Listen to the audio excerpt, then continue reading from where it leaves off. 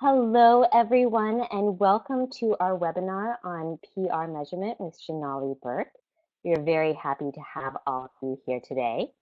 And we are going to start really quickly with a short message from Jenny.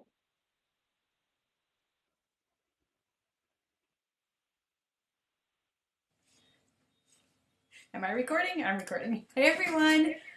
So I just finished riding 30 miles and I haven't showered yet. So yay for cycling clothes and no washed hair. It is time for my custom scoop minute. If you come around these parts fairly often, you've heard me talk about TalkWalker alerts. I actually love TalkWalker alerts way more than I love Google alerts. Really because the information that they return is considerably better. I think if you use both, you'll find so much better. But neither here nor there. I also love them because they are free, and free is very, very good. But is free the best or only choice for monitoring the conversations happening around the web? Of course not. There are lots of paid options, but unless you're Pepsi or GE, it sometimes doesn't make sense to pay a ton of money for a media monitoring service that doesn't return hundreds of thousands of results. And that is where my friends at Custom Scoop come in. They have a great white paper that will help you use the free tools more effectively and help you decide when it is time to pay for monitoring. The white paper is free. Yay, we love free. Thank you, Custom Scoop. Just go to, I'm going to put this up here so you can see can you see that? Yeah. Of course it's backwards probably for you. Google/7 lowercase u, lowercase t, uppercase y, lowercase x. I will also put this in the chat bar so that you have it, but if you go there, you can get the free white paper. And now I shall turn it over to Laura Petrolino to do some housekeeping and introduce today's guest.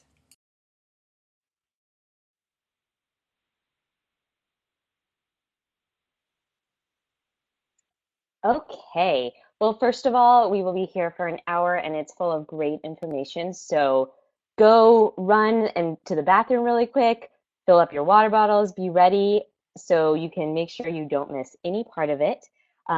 The chat bar is right below the screen. I think they have recently moved it. So for all of you veteran webinar goers, it's now bigger and more improved. So hopefully that will continue to facilitate our amazing chats that we have here.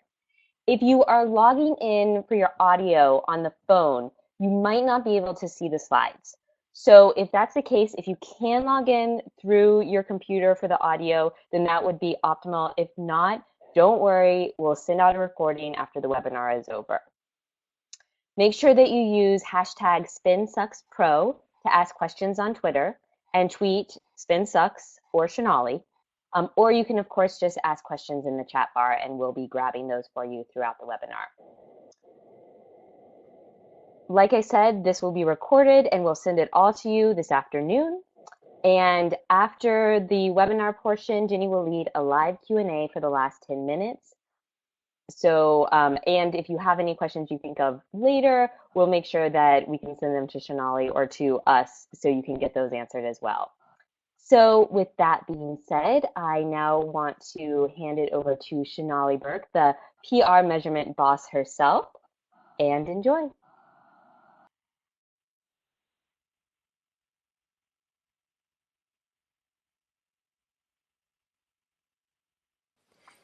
Thank you so much for that lovely introduction. And hi, everyone. Thank you so much for joining me on today's webinar here over at SpinSucks. Before we get started, I do want to give a shout out to Christy Aylett. She's the one who actually came up with this line, "You can call me boss." And it wasn't specifically for this presentation, but it was when we were chatting over at Measure PR. I believe it was the February 2015 edition. That was a five-year anniversary chat. And we were talking about, what do you call someone who really nails measurement? And she said, boss. And that was such a great line. I had to borrow it. Is there any audio? So today we're really going to be talking a lot about smart measurement that doesn't necessarily have to be expensive, but it is smart. Not sure if anyone can hear me, but there's no audio.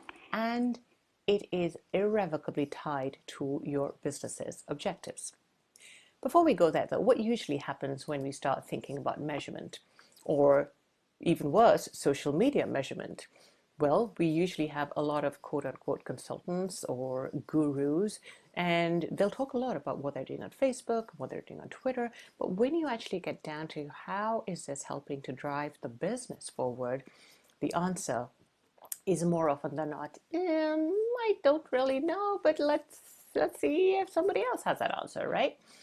And that someone else often turns out to be a magician, because that's what your clients or your organization are looking for.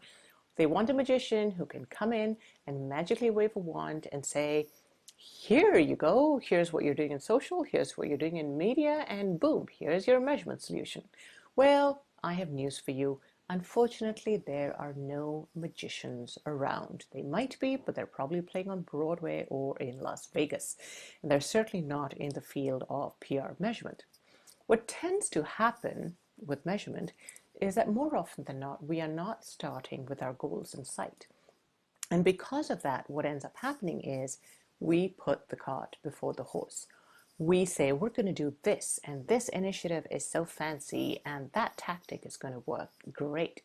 But we're not thinking of why we're doing all of these fancy tactics and initiatives and campaigns.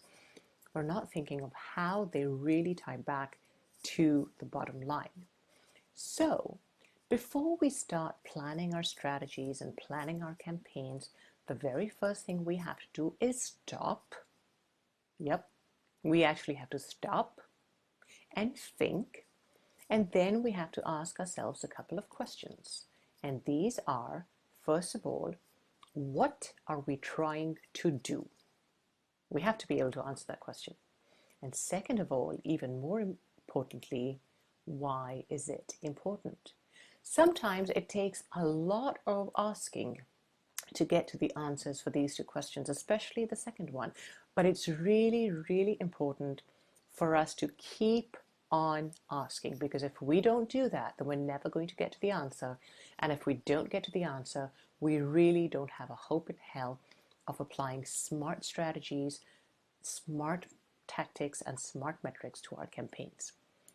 Now, I don't know if you have already read this book, Social Media Metrics by Jim Stern, but if you haven't, I highly, highly, highly recommend that you go out and buy it right now. Go to Amazon.com, look up Jim Stern, and look up Social Media Metrics and click purchase. And I promise you, you won't regret it. In his excellent book, which I must say is also a great read because it's so funny, and a lot of business books are not well written and they're not funny. And I'm sorry if I'm offending anybody out there. And Ginny, you know I don't mean you. But it's true. A lot of business books just aren't well written. Okay, I will shut up on that now. But anyway, in Social Media Metrics, Jim says every business exists to basically do three things. It's trying to either raise revenue, lower costs, or improve customer satisfaction. And the first two are pretty easy to understand. And of course, if you improve customer satisfaction, then you are lowering the cost of retaining and acquiring new customers.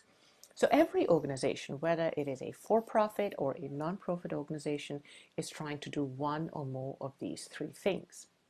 So when it comes to our PR programs and campaigns, we need to be asking, how is what we are planning to do helping to contribute to one or more of these business goals?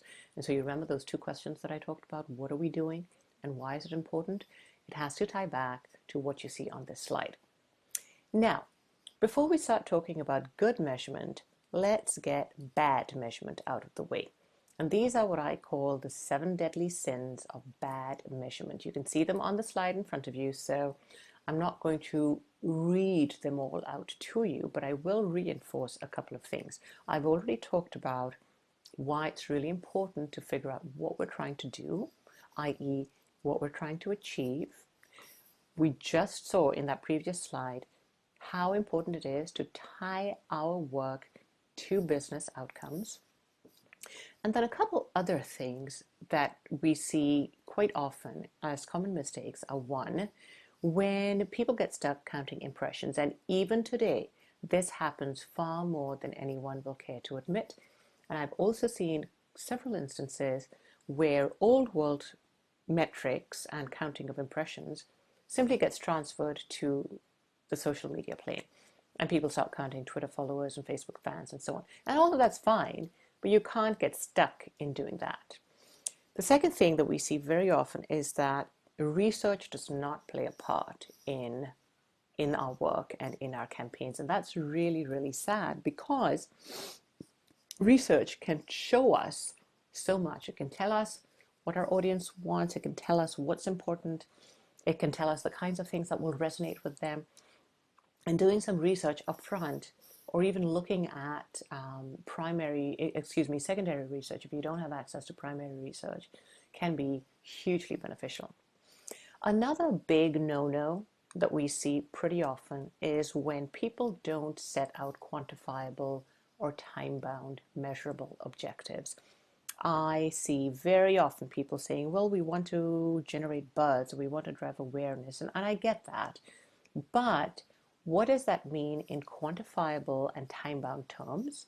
Because if we don't do that, and it's hard, again, sometimes it can be really hard and it can be really scary to do this. But if we don't, then it really puts us in a very awkward position, because we have no way of showing whether or not we achieved anything. And that brings us to really focusing on what we are trying to achieve. And then the last thing, you'll see these two acronyms up there, and they're thrown around, especially the second one, quite liberally. AVE, or add value equivalency, and ROI, return on investment.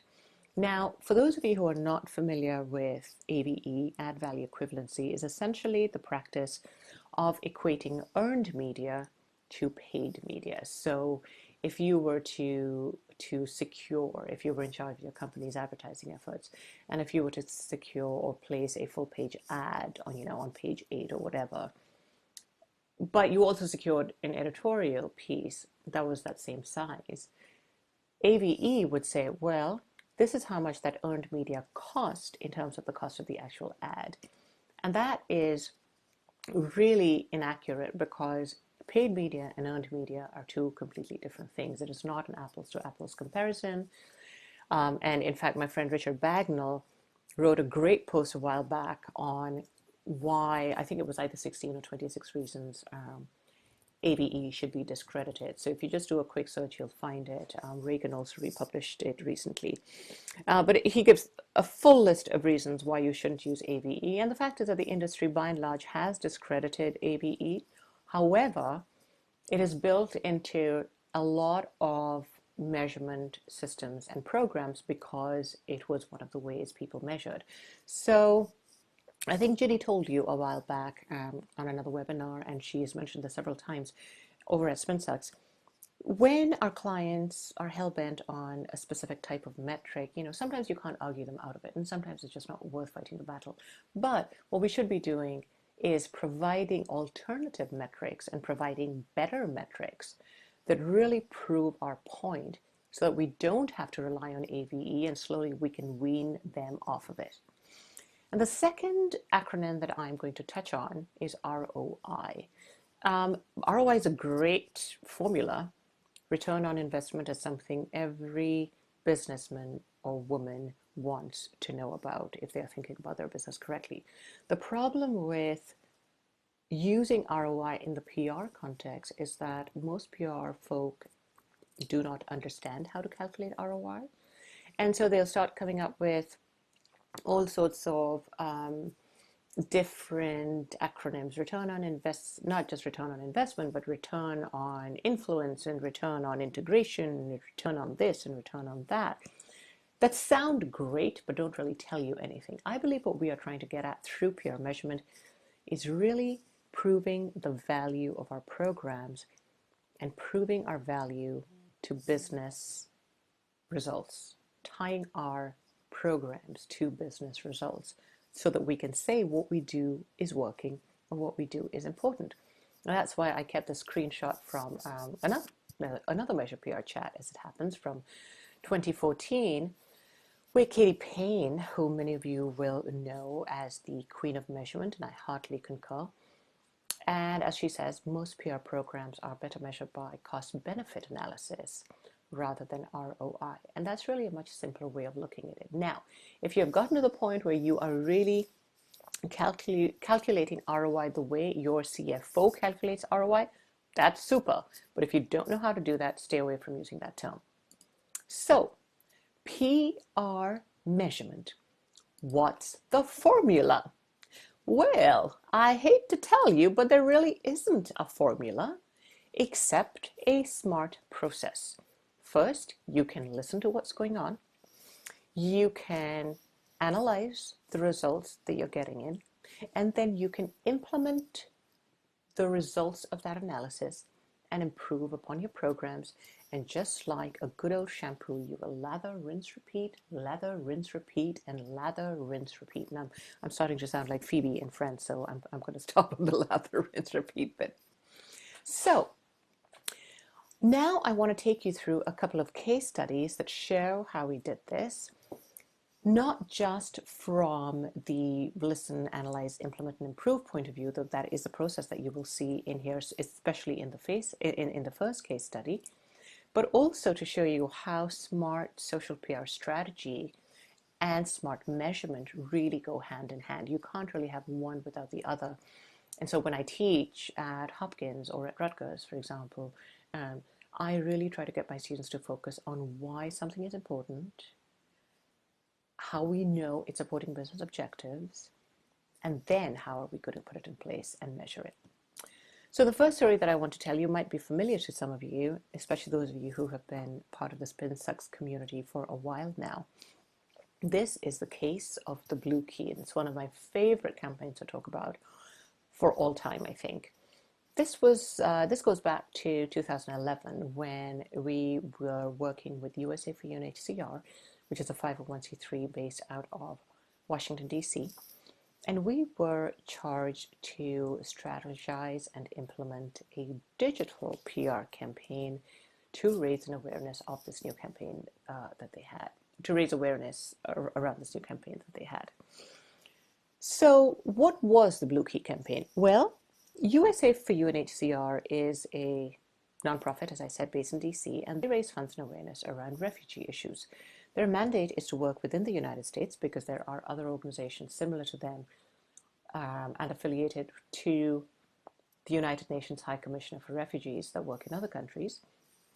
So what USA for UNHCR does is focus on its work within the US, and then the funds that it raises here are cycled to Geneva, and then they are dispersed around the world based on where the greatest need is. Now, refugees are unlike you and me in one regard, but like you and me in many other regards. Refugees have been displaced from their homes through no fault of their own, because of no reason, and at no notice, because of an act of war or terror or some kind of natural disaster. Any one of us could become a refugee at any point in time.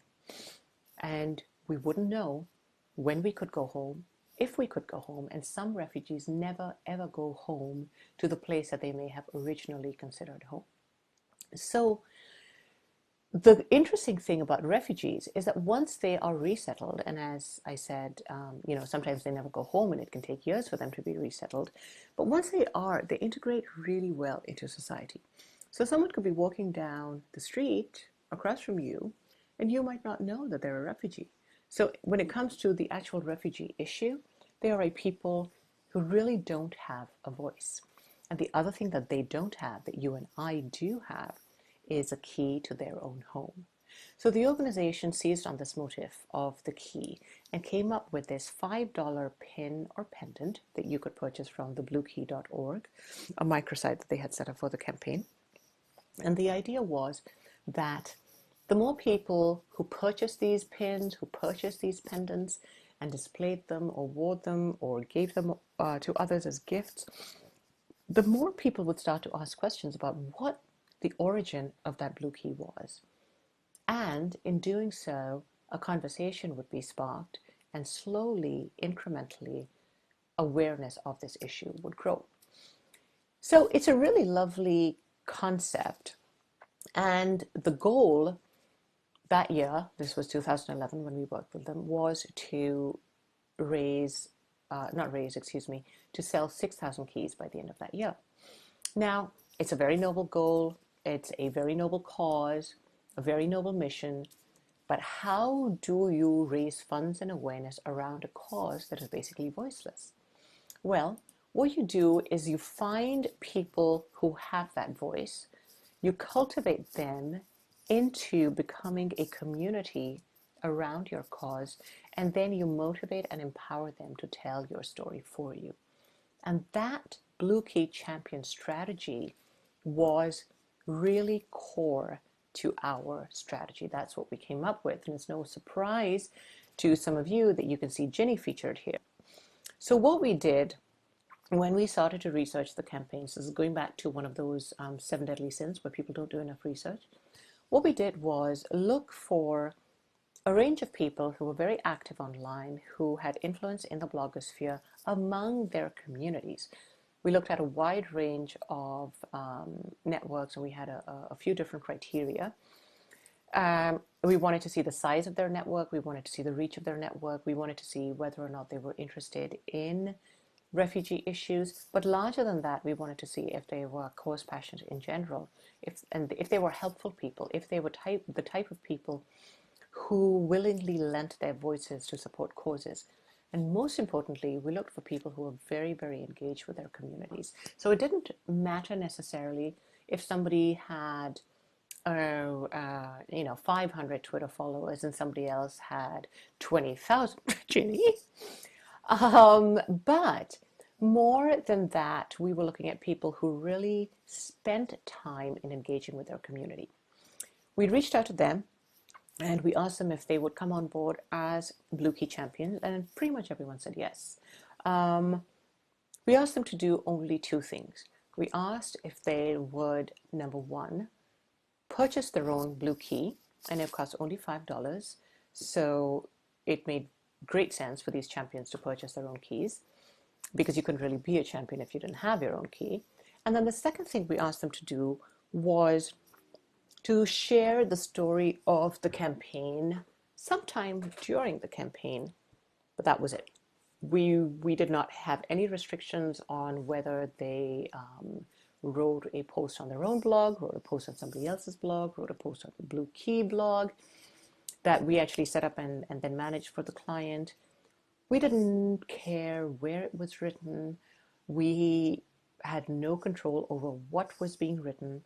We said we would provide them with all the information they needed to help populate their posts, but outside of that, we backed off. So I think one of the first things to remember, and something really important when you are building a community, and I know we are talking about measurement here, and we'll get there, I promise, but this is part of your strategy that is really important. When you're putting together a community, you have to have some very simple asks, I think, and you have to be very clear about them. Be prepared for people to say no, but chances are that if you have done your research and approached folks sincerely and made it relatively easy for them to participate, chances are they are not going to say no. Now, a couple things that we did that were key to the certainly measurement of the campaign were, we made sure to create tracking links for every social or online platform that we envisioned there would be activity in. By that I mean, if we knew that there would be a certain amount of activity taking place on Facebook, we created a set of tracking links for Facebook. If we knew that things were going to be happening on Twitter, we created a set of tracking links that could be used for Twitter specifically, and so on and so forth for blog posts, email newsletter, even the news release, and so on. And I'll show you a little bit later how we did this. And the tracking links that we created were for 3 distinct pages on that microsite. One of the pages was the home page. The second was the About page, because that's typically where people go to learn more about the campaign. And then the third was the Get a Key page, and I call that the money page, because that's ultimately where we wanted people to go to sign up and buy a key. We created these tracking links, made sure that the bloggers, the Blue Key Champions, had access to them, and then we started using them everywhere that we could. A couple other things we did back then, which were relatively new at the time and fairly common now, the first thing we did was we set up a private Facebook group for the champions. With their permission, we asked them if they would be okay with us adding them to a private Facebook group. And again, almost everyone said yes. And the reason that we did this was we saw that these folk were already very active on social. They were already spending a lot of time on Facebook. So we figured, one, this would help to cut down on reply all email. And two, it would be much easier to keep in touch with the champions and to help them become a community if we basically took our cause to them as opposed to asking them to come to some other place. So I think that's something else really important to remember when you're putting your programs together. A lot of times organizations want people to come to their properties. You know, people need to come and comment on our blog, or they need to come here, or they need to go there. I get it, and you know, I want people to come and comment on my blog too. But so I expect everyone to go there and comment after this. But the fact of the matter is that not every blog is going to have necessarily a very engaged community. And you may have people who are very interested in what you're doing, but they just don't want to talk about it there. So go where they are already congregating and help to facilitate the conversation among them. And the second important thing that we did, as I said, was create these tracking links. And then third, we put in a lot of time on community management. We spent a lot of time encouraging the champions to get to know each other, sharing their own stories, a lot of chit chat here and there. And then certainly sharing information from the organization, but making sure that the champions were aware of what was going on at large. When it came to the refugee issue. So it was much more about them and things that were going on in the world in general, the refugee world in general, as opposed to this is happening at UNHCR, or this is happening in the Blue Key, and ignoring everything else. It took a couple of months for the champions to really start to get to know each other and to become comfortable with each other. But I do believe that that initial time we spent in seeding that community was really well, it was a great investment of our time, because what we saw started to happen was that the champions then started to say, hey, what's going on with the campaign? How many keys have been purchased? What can I do? We did keep them posted with the number of keys that were being purchased, so we were tracking everything on a weekly basis, and we'd make sure to share that information with them.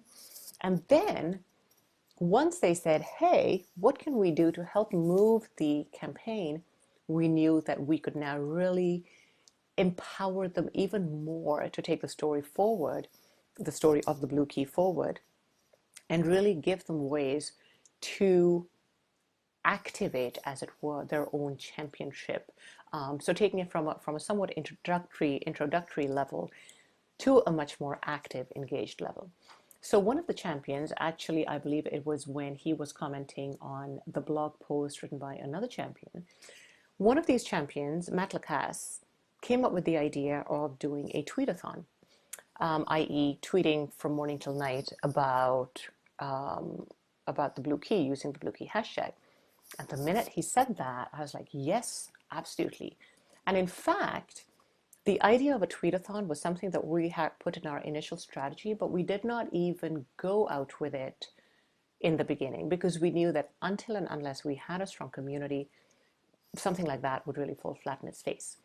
But once we saw how the champions were starting to respond and say, hey, what can I do? We knew that this was the right time to seize on something like that. As a result, in June of that year, we put together the first tweetathon on June 13th. That was 1 week before World Refugee Day. We put it together very, very quickly. We made great use of Facebook's features in Facebook groups. Sorry about that. I don't know where my mind went in Facebook.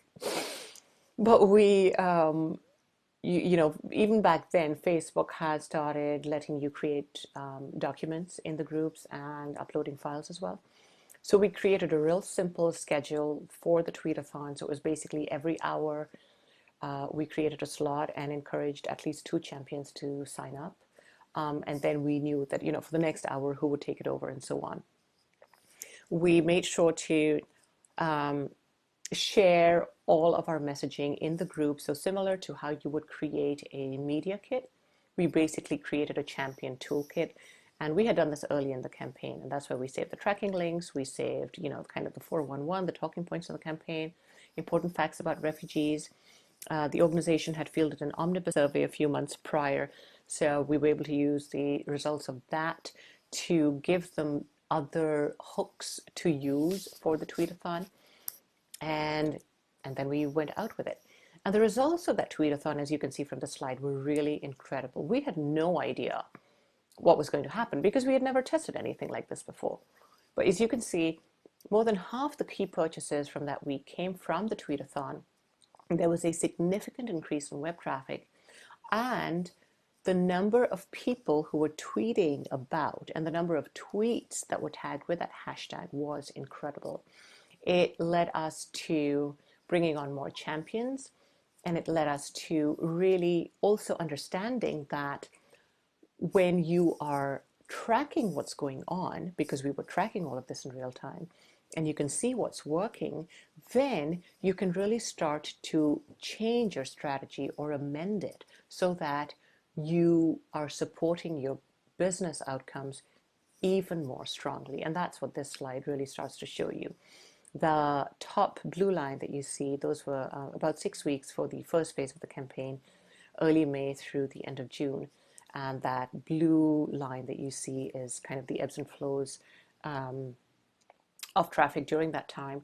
And I kind of annotated it with what we knew was happening. So, for example, when Beth Cantor published a post, or when Ginny published a post, or when Champion Post started appearing more frequently, we could really see which of the outputs were really having an impact on our outcomes.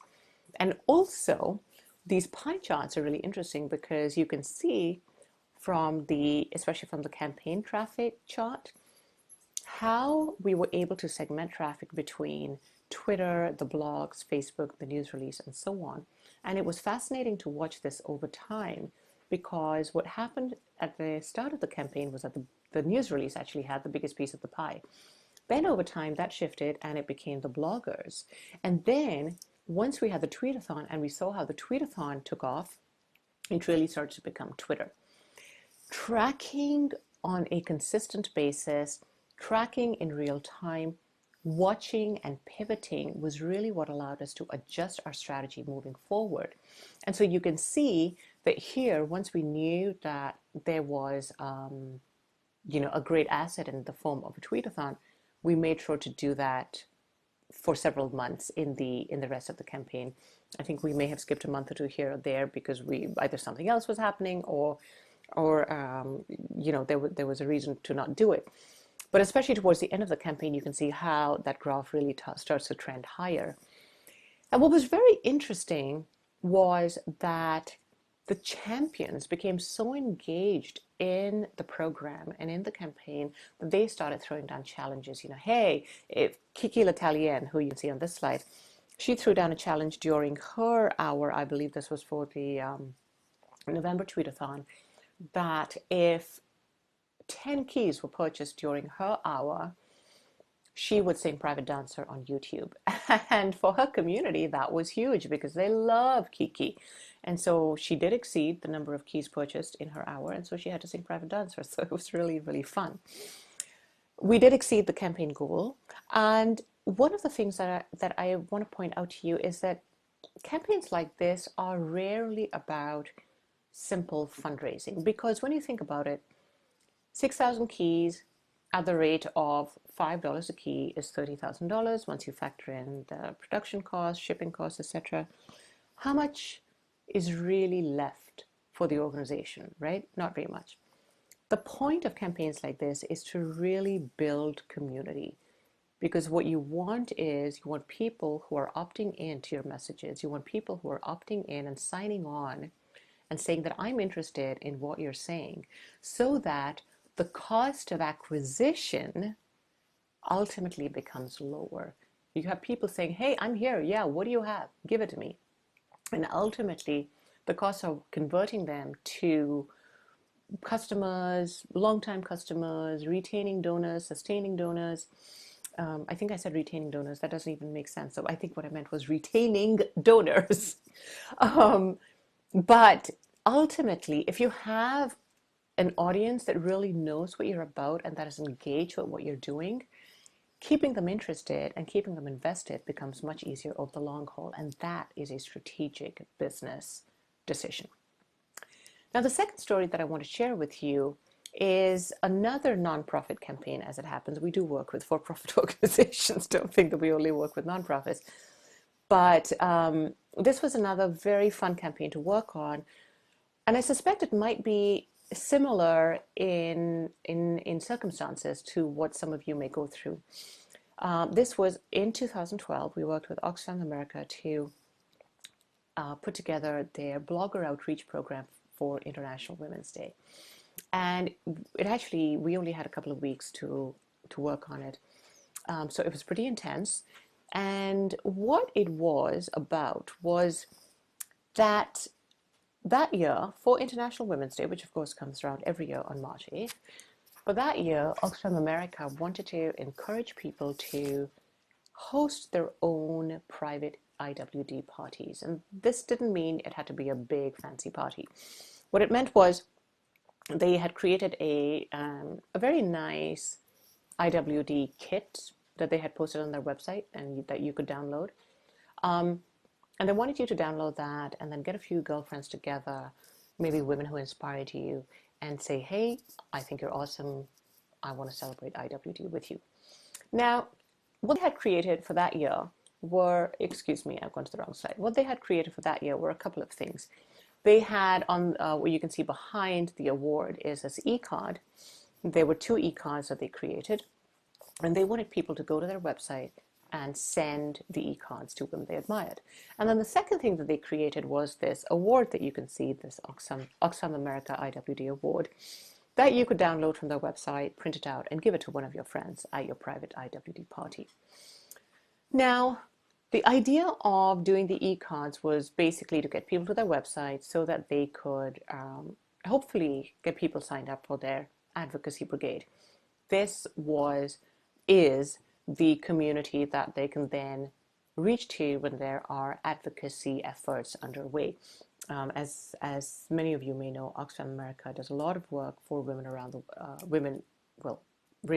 Oxfam America is based here, but Oxfam around the world does a lot of work to really empower women in general, because studies have shown that when women are empowered economically, then they contribute to society economically.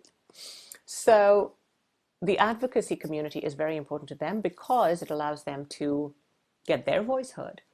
And the award that you see was something they had already created for their downloadable kit.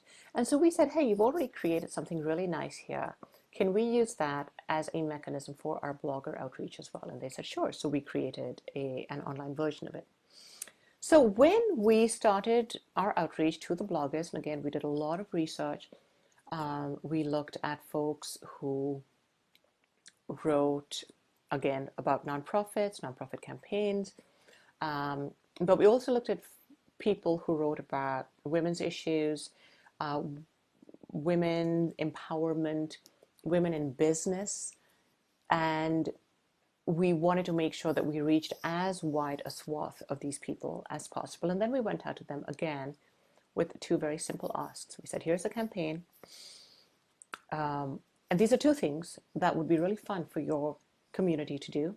They can either send an e-card, or they can download or publish this form on their own blog, or, it was a fillable PDF that we had created, so they can post it to a friend's Facebook page or whatever.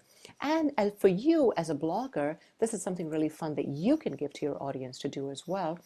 And oh, by the way, here also are a bunch of statistics, a bunch of resources, including multimedia, that you can access if you need help. We also made sure that when we had receptive bloggers who said, hey, this is great, I'm really interested, not sure if I have enough time, we had also created a draft post, a sample blog post. And we said, oh, that's great. Well, we really don't want to tell you how to write your post, but would it be at all helpful if you were to look at the sample post and then just basically amend it and edit it based on how you would like to position the post? And more often than not, people took advantage of that. So that's another very important thing to remember. Bloggers, just like the media, and as you know, there's a lot of crossover between bloggers and the media these days. Bloggers are also very, very strapped for time. So if you make their life easier, it becomes easier for them to help you and to tell your story. But the other thing also to remember is to be very careful in how you approach them. Don't expect anything. Provide them all the information you need, or all the information they'll need, and then hope that they will take advantage of it. But again, the more information you provide, the better equipped they are to actually do something about it. So we did get a lot of coverage, as you can see, which was really thrilling to the client because they wanted to get a lot of quote-unquote buzz. And this is not uncommon, as I said earlier, and I completely understand it when clients and organizations want to generate buzz. What becomes important is to try and quantify that buzz in some way. And so here you see a sampling of the outlets in which we secured ink, as it were. But really more interesting than that are these results to me, which was that the e-award was downloaded about 1,000 times during International Women's Day and the days before and after. There were a lot of people who signed up and sent and received these e-cards. And then, because of how the campaign was designed to drive people to the Oxfam America site and send these e-cards, there was about a 300% increase in the number of new constituents they secured for their advocacy brigade, as opposed to a similar initiative the previous year. So to me, while that previous slide of all of the kind of clips, as it were, that we secured is nice to look at, these results mean a lot more to me. And then, because we had a good relationship with their SEO specialists and their web folk who were keeping us posted on what was happening on the analytics side of things, we could see that of the 42 blog posts secured, 14 were among the top 28 traffic sources. That's half of the top traffic sources as defined by Oxfam America. That was more than 5 visits. More than half of those came from the blog posts. And there was a really, really strong correlation between the publishing of the posts and traffic from search, particularly for these keywords that you see here. And so these keywords become important. As you know, keywords are important for all of your content initiative, but this also shows you how important good content is to a smart social PR program. Because if you incorporate elements of it, then you really start to work in a very integrated, very measurable fashion. So we've measured, and now what we do with all of this, right? Because sometimes we can say, well, we've put all of this in place, but now our head's spinning. What do we do? Well, 3 things. First of all, you have to begin at the end. You have to know where it is you want people to go. What has to happen? What is the outcome that we are trying to achieve? We have to figure that out. And maybe it's 1, maybe it's 2. Especially if you're just getting started, I would say stick to the 1 to 2 area. Don't aim for 20 different outcomes, because then you'll just confuse yourself. As you get more sophisticated in your work, absolutely go there. But know what it is you are trying to see or trying to have happen. Where can people go to take that action? And then when you start to put your plans and your campaigns together, make sure that you are directing people on a regular basis from your social outposts, as it were, to the hub of your program. Number 2, and this is something we see a lot of, use only the tools you need. A lot of times we see people getting confused in all of these different tools. Should I use this? Should I use that? And again, there's no best answer. I've shared a few tools here that I find useful on a regular basis. Some are free, some are freemium, some are only on the yum side. But it really depends on what it is that you're trying to achieve, what it is you're trying to do, that you should identify what tools you're going to use. And then you have to track, because if you're not tracking, then you really you can't start to find correlations. So I told you earlier I would tell you how to create your tracking URLs, and it's really very simple. Google Analytics has a phenomenal URL builder tool, and I put a screenshot of it here. You can just go and find it online. But what it lets you do is specify which page you want to track and the different attributes of your campaign. So what's the source, what's the medium, and then the other two that you see there, term and content, are really more for the ad side of things, and then the name of your campaign.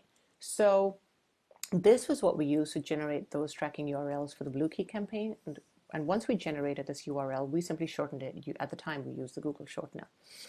And that's how we came up with these three distinct sets of links, each for Facebook, Twitter, email newsletter, etc., etc. That's what was able to give us those campaign analytics when we went into the back end. Now, a lot of times I will hear people say, well, I use Bitly, or I use Owly, or I use Hootsuite. All of that's great. I use Bitly too for various things, and I use Owly primarily to shorten links in Hootsuite. But what happens if you are not using UTM code in your tracking URLs is that, say you start out with a Bitly link, and then somebody else shares it as an Owly link. That share is not going to be counted in your Bitly stats.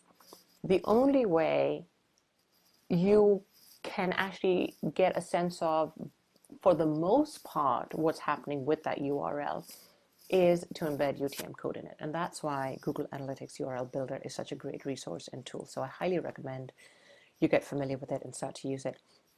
And then finally, even if you don't have a big budget for more sophisticated tools that can pull things together for you, you can do a lot with Microsoft Excel.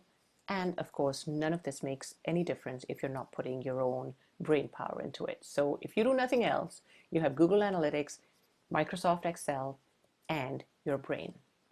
Now, the way I came to approach measurement in this regard was when I was working at a very, very large organization many, many years ago.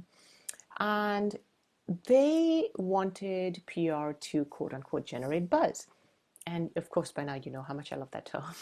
So I went to the development department and I said, look, what would you consider success for PR? And they said, oh, if we get media in the top 10 outlets and blah, blah, blah. And I was like, okay, well, our subject matter, I worked for the ASPCA and our subject matter was, dogs and cats. So it shouldn't be that difficult. But I still wanted a better answer than that. So then I rephrased the question and I said, how can we help you make money? And that's when they changed their tone. And they talked to us about really trying to track our efforts to two primary key performance indicators for them, KPIs. One was web traffic and the other was online donations. Online donations, you could tell pretty clearly why they wanted to track it. But the interesting thing about web traffic was that they figured out a formula specific to the ASPCA at the time, that if there was a specific increase of X amount in web traffic, on average, how many new registered users they would get from that number of that increase in traffic. And these registered users were people who signed up to receive information from the ASPCA. So they were basically opting in. And then once they opted in, they would start marketing to them. And over time, those new registered users became worth a lot of money. They were able to calculate their lifetime value, the LTV, as a donor to the organization. So we were able to draw not a line of causation, but a line of correlation between what we were doing through media, through our work, by generating more awareness, by getting people to the ASPCA website to look at the different types of content that we were putting out there, both through social as well as through earned media. And then once people were on the site, once they started interacting with that content, how they eventually started to register and then sign up and then ultimately become a donor for the organization. And we were able to show some pretty significant results, which was how we grew our budgets. And I was able to grow my staff and team from literally nothing when I started to 15 over the next couple of years. So, a couple final reminders. Remember that the two most important questions to ask are, what are we trying to do and why is it important? It is really, really important to keep a few of these, what I call measurement smarts at hand. Defining your measurement universe. Don't measure everything, just measure what's important and begin at the end. I am going to share a couple of books that I highly recommend you read. I've already talked about social media metrics. And then Leodin's book, Optimize, and Katie Payne's and Beth Cantor's Measuring the Network Nonprofit, even though it's been out a few years, it's still a great read and has a lot of lessons there that are applicable to for-profits as well. I think you will be getting this video later on, so you can go through these resources that I've shared. But if you don't, holler and I will, I'll shoot you an email or something. And with that, I'm going to thank you very, very much for your time. And I'm looking forward to really chatting with you now.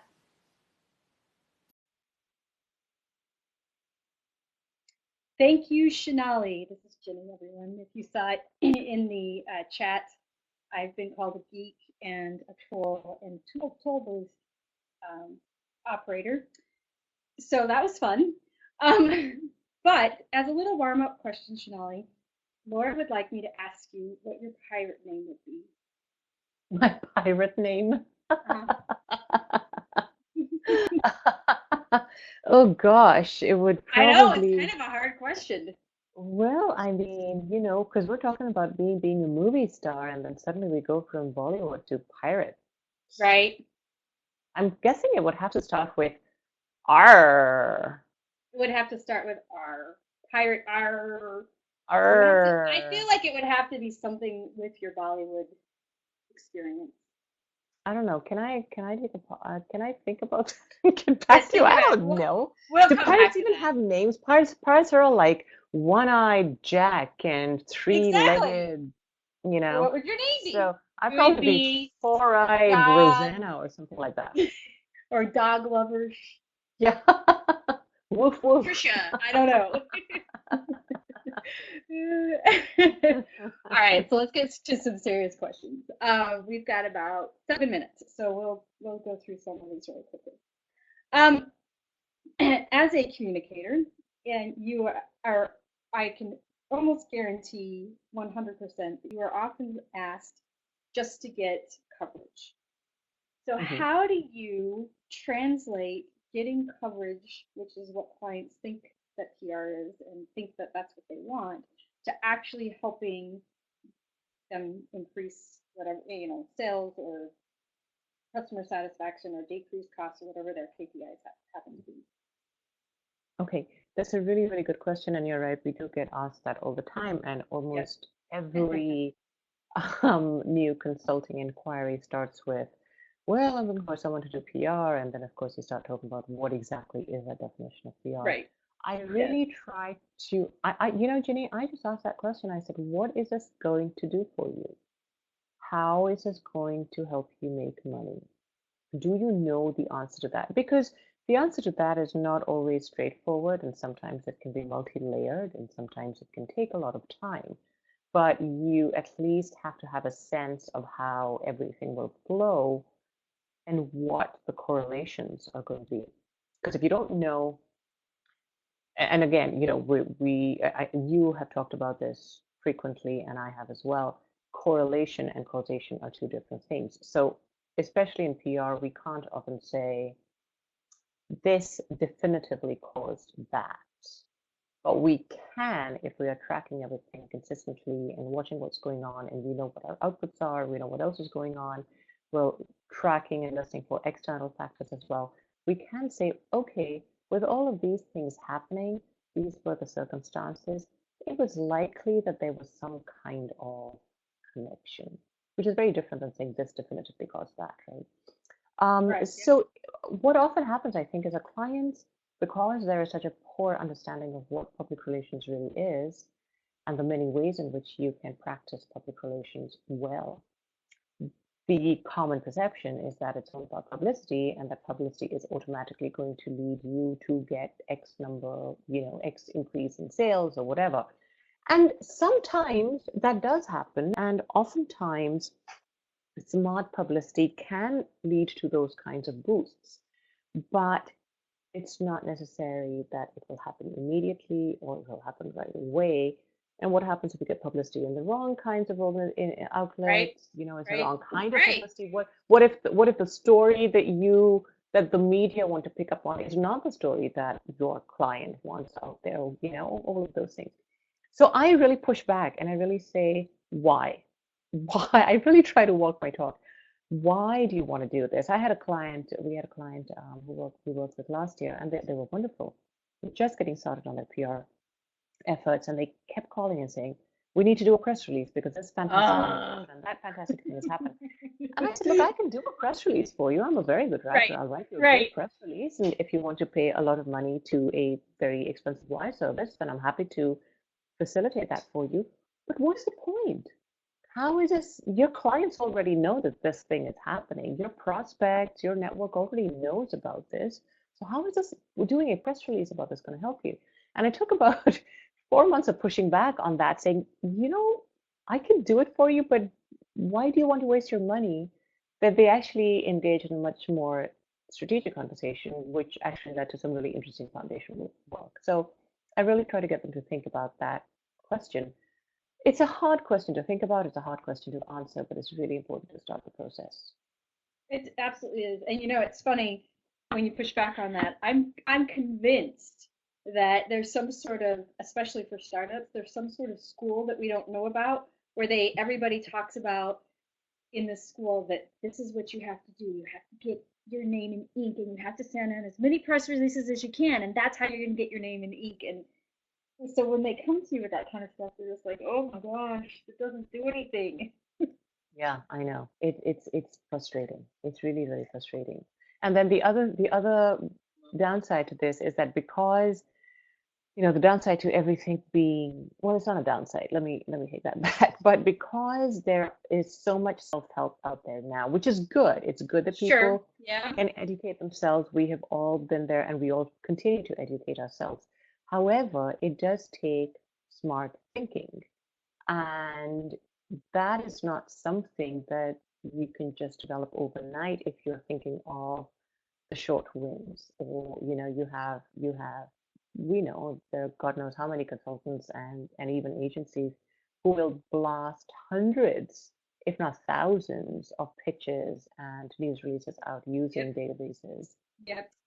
In fact, I sent someone a very snarky note this morning saying, okay, you don't do this, which I try not to do. But because it's so easy to do that, technology has made that kind of communication so accessible and affordable. People think that that's all that it takes, and it's really a shame because I think it really sets us back from a strategic point of view significantly. So I'm going to combine Carissa and Amber's questions. Amber wanted to know how to use Excel to track a little bit differently, or maybe there's somewhere where she can go get information. And Carissa takes that even further and says she works for a small arts nonprofit, and her current measurement of success is only how many donations come in after a campaign. Do you have advice on how to track to make the case for PR efforts that don't necessarily result in direct donation? So how do you do that, and how do you use Excel to track it? So, okay, let's go with Carissa's question first. So Carissa, if you already know that this is what your nonprofit focuses on, then that's not a battle that is worth fighting, I think. And if you already know how they like to have that tracked and it's all working, then continue to do that. But I would strongly advise some kind of test case that you're simultaneously working on and tracking, even if it's at a very basic level. But really look at the kinds of things you want to have happen out of that, and then present that to them, and show them how that could ultimately lead to donations in the long run. We were Oh, I was trying to remember where I was having this conversation. I thought it was on a blog post, but it was actually in the discussion forum with my students at Hopkins just yesterday. And one of the courses I teach at Hopkins is communication for nonprofits in the digital age. And this is an ongoing question, obviously, because nonprofits are very focused on donations and fundraising as they have to be. But just as I was talking about in the Blue Key campaign and then also with the Oxfam America case study, ultimately you need sustaining donors. You can have a fair number, maybe, or not probably a huge number of major donors or prospects that you can call on for major gifts, because those 70 million gifts and the estate gifts, those are going to come along not that frequently, unless you have a really, really large nonprofit and a really big fundraising machine. And even then it's hard. But really what keeps your bread and butter going is the sustaining donor, the person who signs up for $10 a month to their credit card, $19 a month. That's why NPR puts so much effort into its fundraising drives. Frankly, it was driving me crazy. It was going on to last week, I think. Yeah, I think it was up until last week. And I was like, oh, stop talking about this. I'll give you money Yeah, already. yeah. I gave you money. I don't want to hear it anymore. Yeah. So it is all, especially for us, whether we are on the agency consultant side or whether we are in-house, I believe we have a fundamental role as educators as well. So I believe it is incumbent on us, if we truly believe that X would help in achieving the organization's long-term goals in a particular way, then it's really incumbent on us to help our colleagues and our executives understand that. And then very quickly to head to Amber's question, Amber, Excel itself has a lot of resources if you look up help functions. But the simplest, one of the easiest ways to use it is literally to decide what you are tracking, what time periods you will be tracking in, and how you are measuring it. So, what's your unit of measurement? And lay that out very consistently, and then literally just plug in the numbers. You can do all sorts of things to come up with, cute charts and pivot tables and all of that stuff. There are a ton of tutorials on the web and also in Excel where you can learn how to do that.